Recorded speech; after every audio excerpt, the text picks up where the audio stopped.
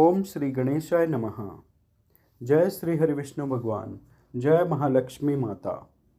माघ मास महात्म्य तीसरा अध्याय। तब राजा दिलीप कहने लगे कि महाराज, यह पर्वत कितना ऊंचा और कितना लंबा चौड़ा है। तब वशिष्ठ जी कहने लगे कि 36 योजन, 1 योजन 4 कोस का होता है। 36 योजन ऊंचा, ऊपर चोटी में 10 योजन चौड़ा और नीचे 16 योजन चौड़ा है, जो हरी, चंदन, आम, मदार, देवदार और अर्जुन के वृक्षों से सुशोभित है।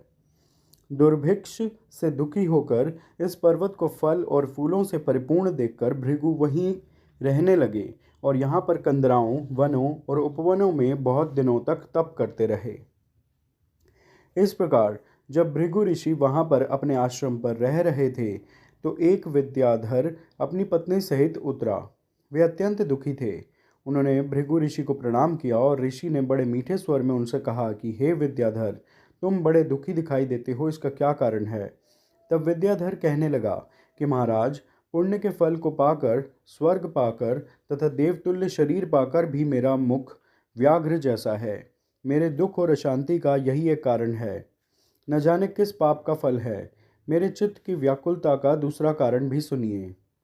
मेरी पत्नी अति रूपवती, मीठा वचन बोलने वाली, नाचने और गाने की कला में अति प्रवीण, शुद्ध चित्त वाली, 7 सुरों वाली, वीणा बजाने वाली, जिसने अपने कंठ से गाकर नारद जी को प्रसन्न किया, नाना स्वरों के नाद से वीणा बजाकर कुबेर को प्रसन्न किया, अनेक प्रकार के नाच ताल से शिवजी महाराज भी अति प्रसन्न और रोमांचित हुए।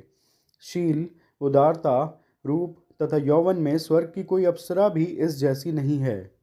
कहाँ ऐसी चंद्रमुखी स्त्री और कहाँ मैं व्याघ्र मुख वाला। यही चिंता सदैव मेरे हृदय को जलाती है। विद्याधर के ऐसे वचन सुनकर तीनों लोकों की भूत, भविष्य और वर्तमान की बात जानने वाले तथा दिव्य दृष्टि वाले ऋषि कहने लगे कि हे विद्याधर, कर्म के विचित्र फलों को प्राप्त होकर ज्ञानी पुरुष भी मोह को प्राप्त हो जाते हैं। मक्खी के पैर जितना विष भी प्राण लेने वाला हो जाता है। छोटे छोटे पापों का फल भी अत्यंत दुखदायी हो जाता है। तुमने माघ मास की एकादशी का व्रत करके द्वादशी न आने तक शरीर में तेल लगाया, इसी पाप कर्म से व्याघ्र हुए।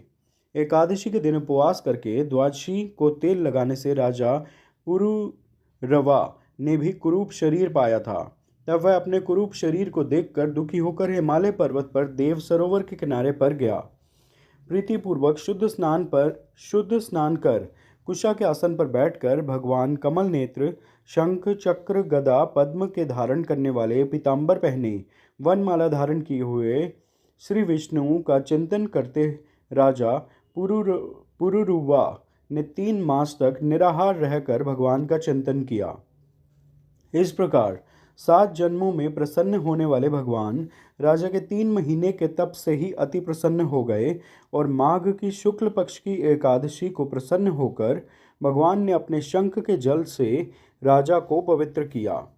भगवान ने उसके तेल लगाने के बाद याद दिलाकर सुंदर देवताओं का सा रूप दिया, जिसको देखकर उर्वशी भी उसको चाहने लगी और राजा कृतकृत्य होकर अपनी पुरी को चला गया। भृगु ऋषि कहने लगे कि हे विद्याधर, इसलिए तुम क्यों दुखी होते हो।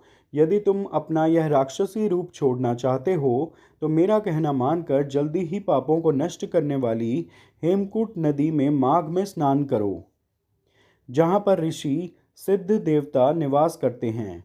अब मैं इसकी विधि बतलाता हूँ। तुम्हारे भाग्य से माघ मास आज से 5वें दिन ही आने वाला है। पौष शुक्ल एकादशी से इस व्रत को आरंभ करो।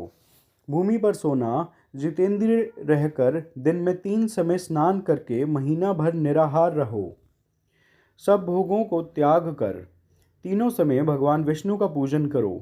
जब तुम द्वादशी को शिवजी स्तोत्र और मंत्रों से पूजन करोगे तो तुम्हारा मुख देखकर सभी चकित हो जाएंगे और तुम अपनी पत्नी के साथ सुखपूर्वक क्रीड़ा करोगे। माघ मास के प्रभाव को जानकर सदा माघ में स्नान करो। पाप दरिद्रता से बचने के लिए मनुष्य को सदा यत्न से माघ मास का स्नान करना चाहिए। स्नान करने वाला इस लोक तथा परलोक में सदा सुख पाता है। वशिष्ठ जी कहते हैं कि हे दिलीप, भृगु जी के यह वचन सुनकर वह विद्याधर अपनी स्त्री सहित उसी स्थान पर पर्वत के झरने में माघ का स्नान करता रहा और उसके प्रभाव से उसका मुख देव सदृश हो गया और वह मणिग्रीव पर्वत पर आनंद से रहने लगे।